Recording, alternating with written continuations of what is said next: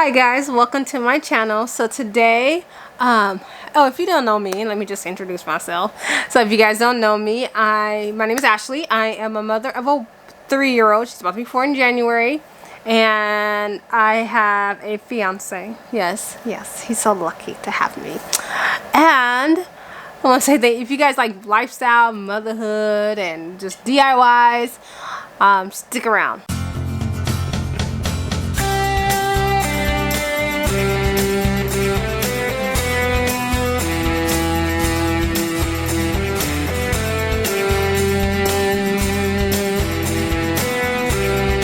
So I'm seizing this opportunity to do this vlog. Why? So if you saw my other video and the other video, they look about the same because I'm in the same spot.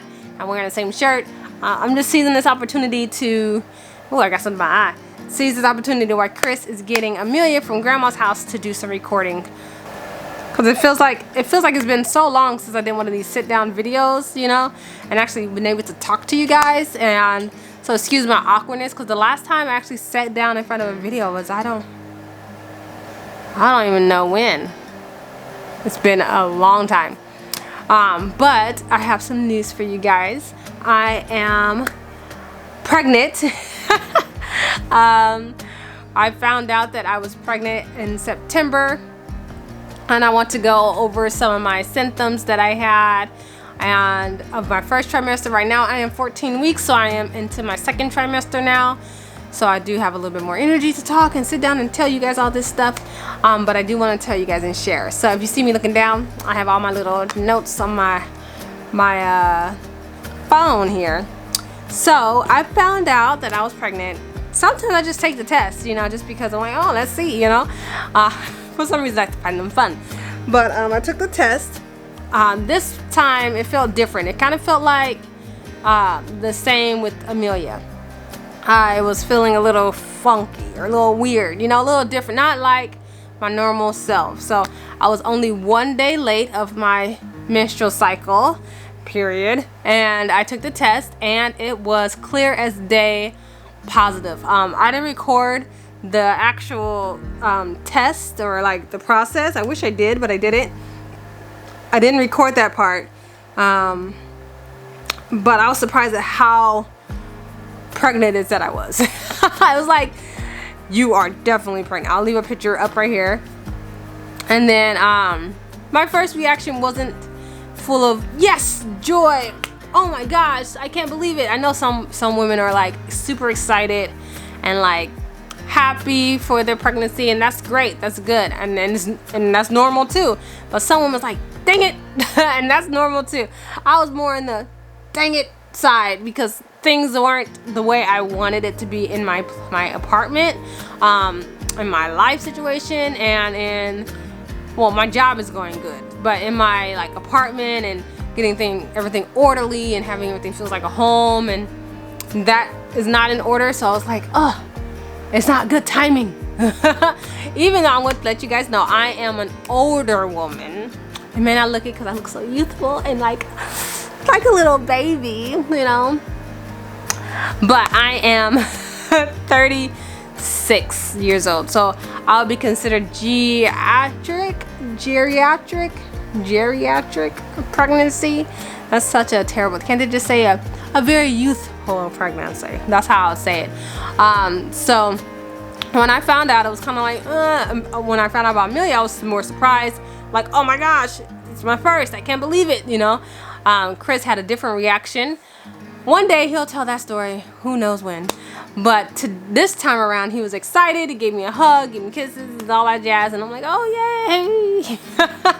But I took the test, and then we confirmed later on, maybe about a week later, at the Planned Parenthood where I go. I think it's called Family First now, just to confirm that I am pregnant, and I was 8 weeks pregnant at the time. And then so what was different from this one compared to with Amelia is I had spotting, and so I thought I was having a miscarriage because with Amelia I did not spot at all. This one was like it didn't fill up a whole pad or anything. It maybe had filled up a liner through the course of a week, or maybe a week or two, but I didn't wear the same liner every day.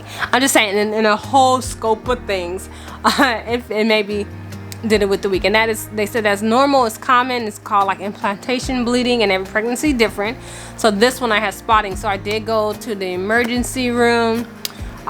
They did some panel work to see if the blood count, I don't know, I forgot the name, but I'll leave it down here. The name of the blood work that shows that my hormone levels increasing for the baby, and it was. So they have you do they do blood tests one day, and you come back 3 days and they do another test to see if those counts, those numbers increase. And if it's increasing, that's a good sign that you're not miscarrying or having a miscarriage. So my cells or the count was going up, which was a good sign that I wasn't having a miscarriage, but the spotting lasted for about 2 weeks,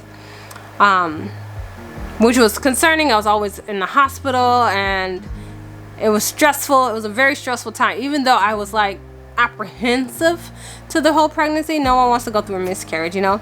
Well, some people do who doesn't, you know, really want it at all.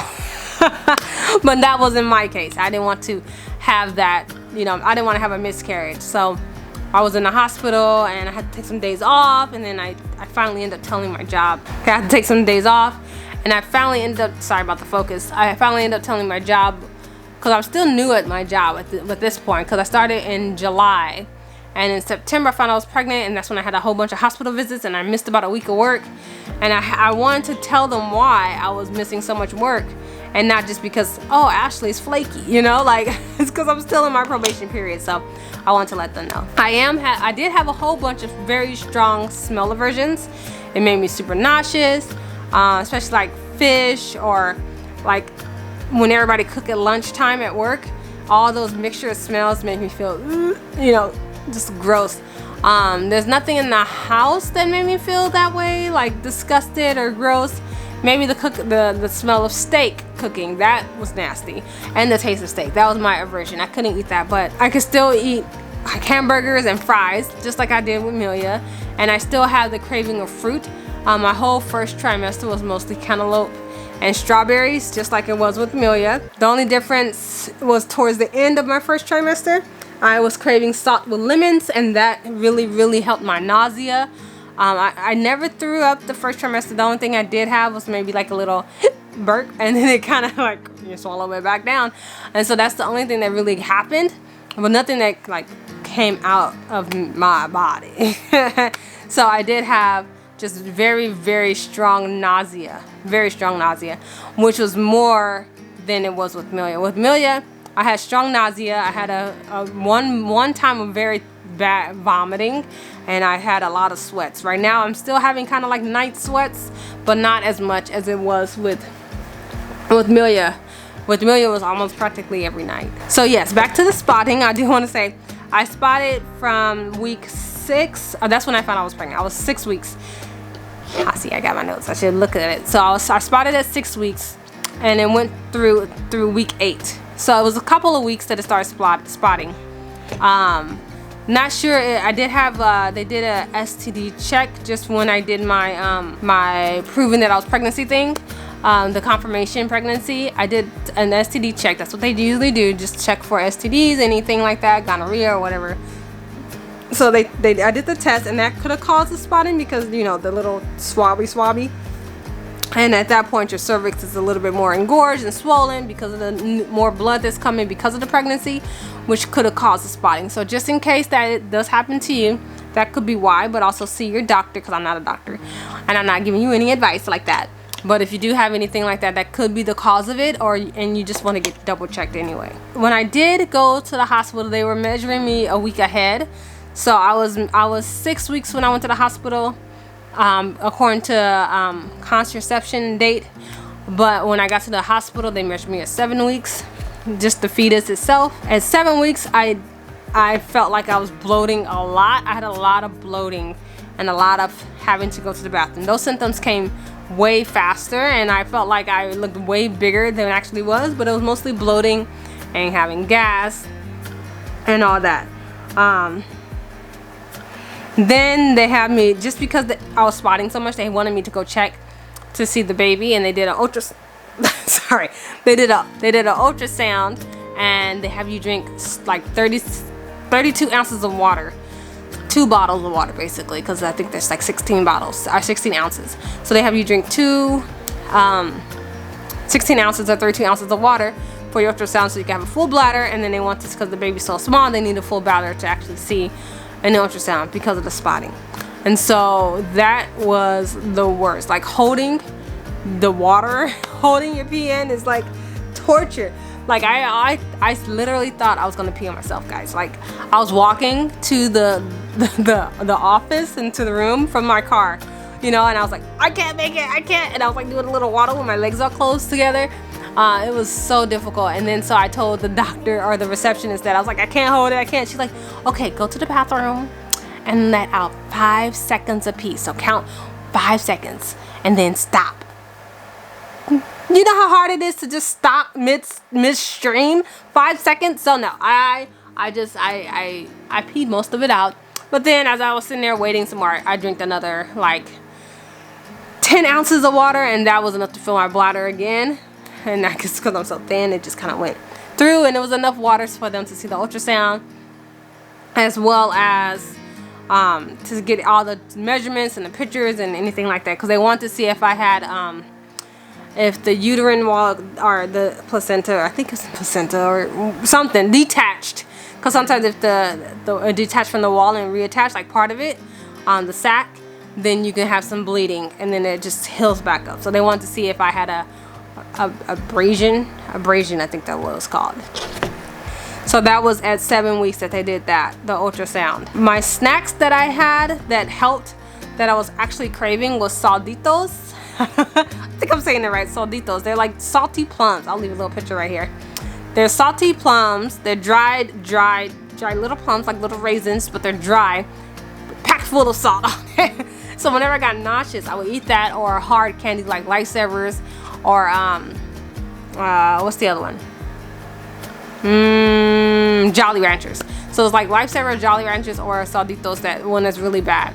But towards the end of the first trimester, it was lemons with salt. That really helped. I did experience a lot of body aches, like my hip hurt, especially on the right side. My back hurt, the lower part of my back. When I do go to the restroom, like I can feel like, because right now the baby is kind of low. It's like, this is my stomach, right? This whole thing. This is pelvic, right?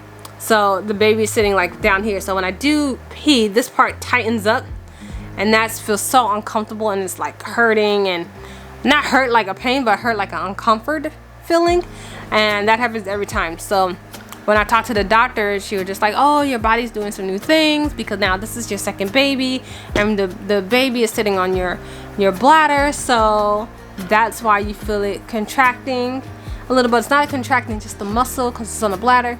But I'm like, well, Amelia was on my bladder and I never had that feeling, so it didn't explain much. So I may ask, because every time I go to the doctor I see a different nurse practitioner, so I may ask a different nurse practitioner, because not everybody is the same skill level and give you the same advice.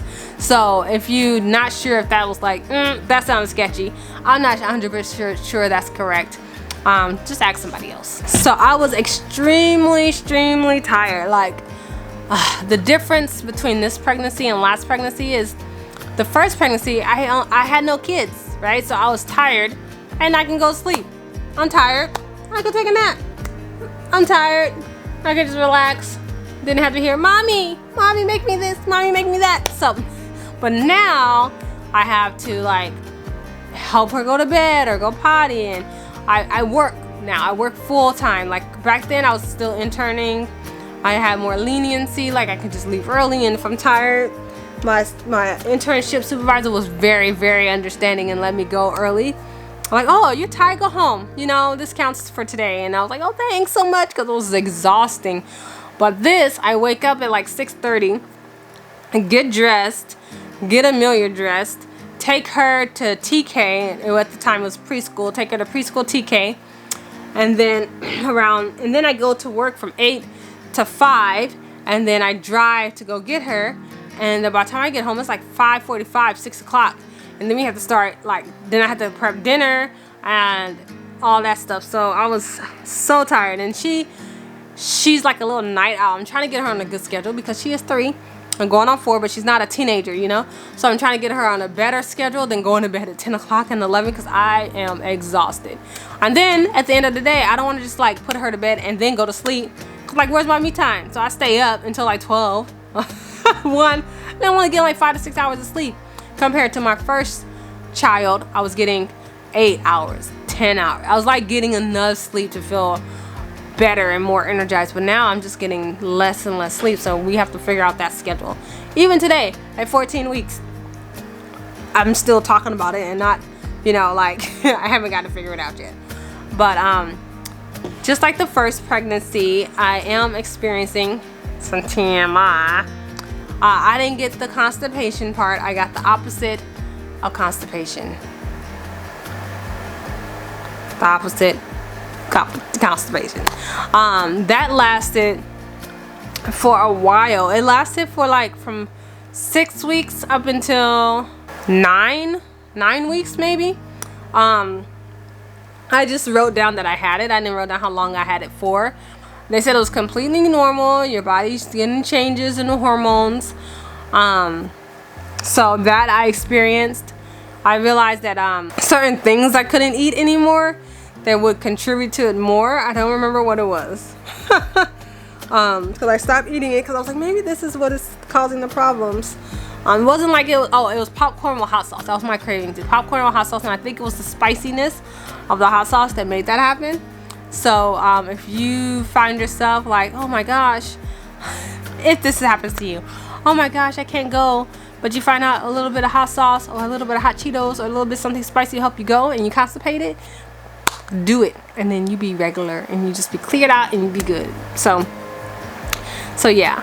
Also, the same thing that happened to me in my first trimester, if you guys saw that video, if you haven't, I'll leave a link below, that my calcium, it just like disappeared on me.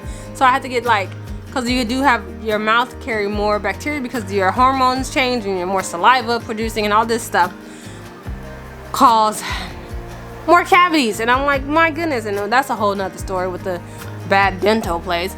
But I had to get my 14 and 15 molars pulled out. So now I can't even have nothing like sharp, spicy, sharp as in chips or anything like that, crunchy. And I couldn't have anything like that, or yeah. So right now I'm just stuck having the constipation because I can't have my spicy popcorn and hot sauce. I'm getting out of breath. I'm talking very fast. I am finding myself a little bit more winded. The first trimester was more winded when I walk from point A to point B. I had to take breaks and stuff, but now it's getting a little better. With my chestises, I didn't feel really pain with the growth or anything like that. I know it's still gonna grow more, but the most thing I felt was tingling, and then it stops. And it tingles every once in a while, then it stops. So I don't have to change into any special bras right now. I'm not wearing any bras with underwire just because I don't find them comfortable in general. So Target has some good bras where they have support, but it doesn't have the underwire under there, you know, but it's still a very good bra. I am gaining weight. I started at 97 pounds because I'm very slender. I'm 5'2 and a half, and I'm petite. I was 97 pounds. By the time my first trimester ended, I was 102. So I gained 97, 98, 99, 100. 4 pounds. The doctor said I'm good to gain 30 to 40 pounds, but I'm like, dude, no. You know, if that happens, it happens, but I don't see it happening because with Amelia, I gained maybe 25 at max, 20 to 25 at max, and she was small little thing when she came out. But overall, I would say my first trimester was a tough one. It was so much harder because I didn't get to rest. I had more stress of work. I did have crying spells. I became a little more sensitive, a little easily aggravated, and a little bit more quick to say what I have to say, you know, like if you're gonna hear me, you're gonna hear me, you know. So maybe that could just be with age as well, because I grown up since Amelia, because when I had Amelia, that was what, 3 to 4 years ago, and I was like 32, 33 years old, and 4 years practically difference. You grow in that time, and I believe I had some growth in that time, and I'm like, no, this is not right. But yeah, and so I became a little bit like, there was times I cried at work, and nobody, well, some of the people who really close to me know that, and now you guys do, but my superiors in my job does not know that. There was times that I would cry at a TV show, or Chris didn't do something when I asked him to right away, because I like things done fast. But that was my first trimester. I would show a belly bump of my first trimester, but right now I'm in my second trimester, so it's not very accurate. But I can still show you guys anyway, just because I'm 14 weeks and 13 weeks is basically your end of your first trimester. So I can leave some pictures up of my second or first trimester, but I can't show you guys. Let me see. Let me stand up. Okay. Ugh. So this is my belly. This is how it's looking right now. This is the end of day. It is 10 o'clock. So I know it's all close and personal, my tummy. So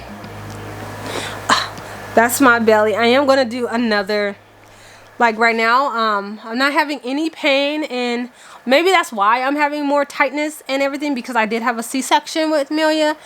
Maybe that could be why I'm having more tightness when I go to the restroom, because there is a scar there and I'm growing there.